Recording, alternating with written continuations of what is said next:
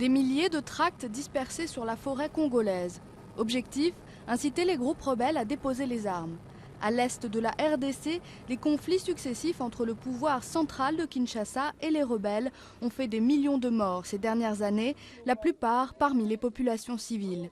Et si la guerre est officiellement finie, une dizaine de groupes armés sont encore actifs. L'insécurité est toujours là, malgré la présence de la MONUSCO, la mission des Nations Unies chargée de protéger les civils. Quand une femme est victime d'agression et qu'elle va voir la MONUSCO, on se contente juste de lui donner des médicaments. Une force de 19 000 hommes, un budget de plus d'1 milliard par an. La MONUSCO est l'une des plus grandes missions de maintien de la paix dans le monde. Mais dans cette vaste zone, difficile d'être présent partout. Les routes impraticables, les villages isolés et les problèmes de communication compliquent la tâche des soldats. Beaucoup de zones sont complètement coupées du reste. La plupart sont inaccessibles par la route et nous devons patrouiller à pied. Mais plus encore que la nature du terrain, c'est le mandat lui-même qui semble mis en cause.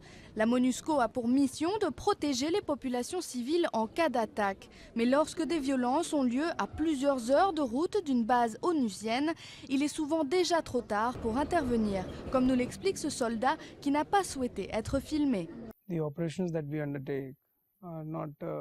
Les opérations que nous menons ne sont pas proactives, elles sont réactives. Je ne peux pas lancer une opération comme cela. Il faut que ce soit en réaction à l'action de terroristes ou d'insurgés. Nous avons les mains liées. Malgré les critiques, la MONUSCO ne semble pas sur le point de quitter le pays. Et beaucoup s'accordent pour dire que la situation serait pire encore sans sa présence.